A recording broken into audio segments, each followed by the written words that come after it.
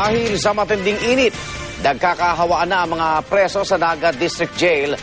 Binibigyan naman ng heat stroke break ang mga traffic constable at street sweeper ng MMDA. Saksi si Cesar Apolinario. Di gaya ng mga pedestrian at motorista, ang mga traffic enforcer at street sweeper kapag naka-duty, walang kawala sa init ng araw.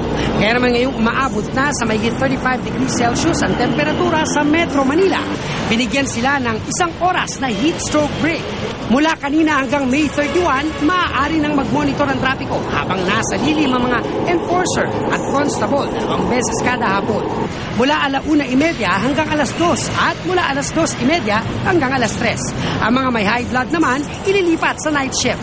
Ang pakay natin dito, maiangat din yung antas ng kalusugan ng ating mga kawani. Kaya nga ang traffic enforcer na si Rodel Loria nasa lilim na pero tuloy ang pagtulong sa anti-jaywalking enforcer para mahuli ang mga jaywalker. Duty namin yon, responsibility namin na tayuan yon. Tinatayuan namin, pero... Paano ho kung sobra talagang init at posible na ma-heat stroke kayo? Kasi lagi mo na kami dalang tubig eh. Iba naman ang problema ng mga preso. Sa Naga District Jail, 16 na inmate na ang nagkabulutong nitong Marso dahil sa matinding init at siksikan.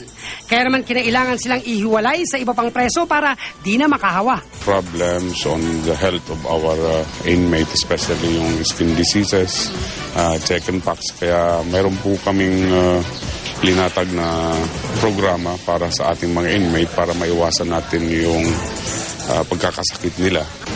Maging mga hayop na aapektuhan na rin ng kumakagat na init. Kaya ang ilang hog farm sa Bulacan, di aircon na. Dahil kung controlled yung environment dito, ay napapangalagaan namin na walang sakit yung ating mga baboy. Napakababa nga ng mortality rate namin dito. Pati mga alagang aso sa bahay, maaari raw maapektuhan.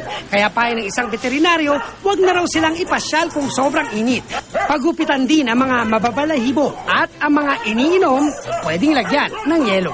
Pag nakikita mo nag-heat stroke, yung nakahiga na lang tapos hinihingal, nagpapan, importanteng madala mo sa klinik. Pero habang dinadala mo sa klinik, siguraduhin mo may magagawa ka ng first aid man lang, katulad ng basain yung katawan, preferably malamig na tubig.